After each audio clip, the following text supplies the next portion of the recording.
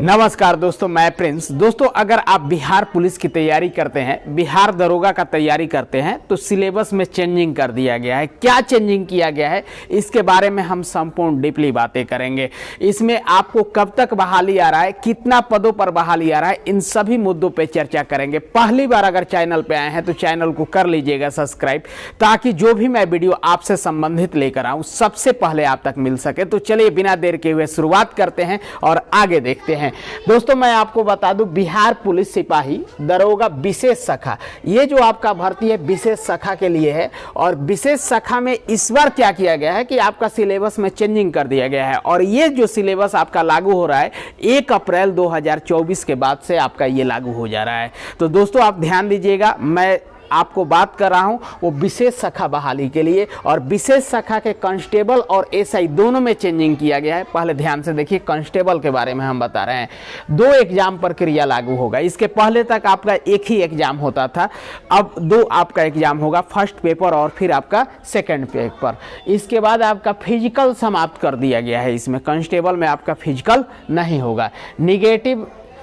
Negative marking लागू हो गया है। इसके पहले तक आपका निगेटिव नहीं था, लेकिन अब निगेटिव लिया जाएगा आपसे, यानी कि गलती कीजिएगा तो आपका अंक कटेगा। यानी कि पहले बच्चे क्या करते थे, तुक्का भी लगा देते थे, पूरा के पूरा प्रश्न को बना के चले आते थे, लेकिन अब ऐसा नहीं करना होगा। अगर आप ऐसा कर रहे हैं तो आपसे निगेटिव में जाएगा, मार्क्स कटेगा। इसलिए पूरे के पूरे प्रश्न को नहीं बनाना है, जो आपको आए उतना ही प्रश्न को बनाना है। अब आइए बातें करते हैं फर्स्ट पेपर के सिलेबस का। फर्स्ट पेपर में आखिर क्या सिलेबस दिया गया है, तो 100 क्वेश्चन है, एक क्वेश्चन 1 अंक का है, यानी कि टोटल 100 मार्क्स का है। 90 मिनट समय मिलेगा आपको। निगेटिव जो होगा 0.25 मार्क्स का आपका निगेटिव होगा फर्स्ट पेपर में। फर्स्ट पेपर का जो आपका सिलेबस है रीजनिंग एंड मैथ, ध्यान दीजिएगा, जो नोटिफिकेशन में दिया गया है सिर्फ और सिर्फ रीजनिंग दिया गया है, लेकिन रीजनिंग के साथ साथ कुछ प्रश्न आपका मैथ का भी रहेगा, इसीलिए मैंने रीजनिंग और मैथ जोड़ दिया है।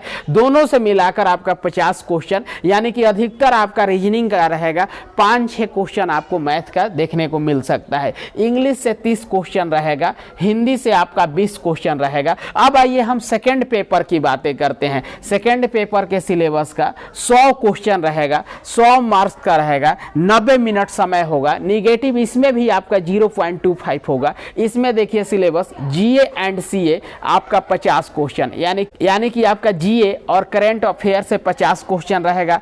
मैथ से आपका 30 क्वेश्चन रहेगा। बिहार जीके से आपका 20 क्वेश्चन रहेगा। तो ये हुआ आपका कांस्टेबल का। अब आइए हम बातें करते हैं एसआई के लिए। अब दोस्तों यहाँ पे आप ध्यान दीजिएगा, एसआई में जो इस बार चेंजिंग आपको किया गया है, दौड़ समाप्त कर दिया गया है। इसके पहले तक आपका दौड़ था, उसको अब हटा दिया गया है। अब इसमें एक लागू कर दिया गया है, डिस्क्रिप्टिव पेपर आपका लागू कर दिया गया है। दोस्तों, इसके अलावा हम बता रहे हैं आपका प्री का सिलेबस क्या है। 100 क्वेश्चन है, 200 मार्क्स है, 2 घंटा समय है। इसमें जो सब्जेक्ट आपका रहेगा इंग्लिश, जीके, हिंदी, रीजनिंग और करंट अफेयर। इसमें आपको ये क्लियर नहीं किया गया है कि किससे कितना प्रश्न रहेगा, तो एक आप अनुमान लगा सकते हैं और सबको एक रेशियो से सभी चैप्टर को आप अच्छा से अध्ययन कर सकते हैं। दोस्तों, अब हम बातें करते हैं मेंस पेपर के सिलेबस, पेपर 1 का सिलेबस। दोस्तों, इसमें 200 क्वेश्चन होगा, 200 मार्क्स होगा, 3 घंटा समय होगा, निगेटिव 0.25 होगा। इसका जो आपका सिलेबस है जीके एंड सीए, यानी कि जीके और करंट अफेयर से 50 क्वेश्चन रहेगा, मैथ से 40 क्वेश्चन रहेगा, रीजनिंग से 40 क्वेश्चन, इंग्लिश से आपका 20 क्वेश्चन, हिंदी से 20 क्वेश्चन, बिहार जीके से आपका 30 क्वेश्चन। पेपर 2 के सिलेबस के बारे में हम जान लेते हैं। इस बार आपका जो पेपर 2 में सिलेबस रहेगा, यहाँ पे 50 अंक, 1 घंटा का समय दिया जाएगा। जो आपका पेपर 2 रहेगा वो निबंध से संबंधित रहेगा। हिंदी में आपका 15 अंक का निबंध आएगा, इंग्लिश में आपका 15 अंक का निबंध आएगा। इसके बाद आपका इंग्लिश संक्षेपण आपका 10 अंक आएगा, हिंदी से इंग्लिश अनुवाद आपका 10 अंक आएगा। तो दोस्तों, यही आपका सिलेबस हुआ। अब भर्ती कब तक आएगी, सबसे बड़ा मुद्दा कि सर इसका भर्ती कब तक आने वाला है। तो मैं आपको बता दूं कि इसका जो भर्ती आने वाला है वो आपका इस माह, अभी मार्च आपका आपका समाप्त होने वाला है और आचार संहिता आपको लागू कर दिया गया है। तो अप्रैल, मई और जून ये 3 माह आपका भर्ती देखने को नहीं मिलेगा, क्योंकि इस बीच में आपका चुनाव की प्रक्रिया चलेगा, चुनाव होगा। तो आपका जुलाई के बाद यानी कि जुलाई के आसपास आपको ये भर्ती आपको देखने को मिलेगा।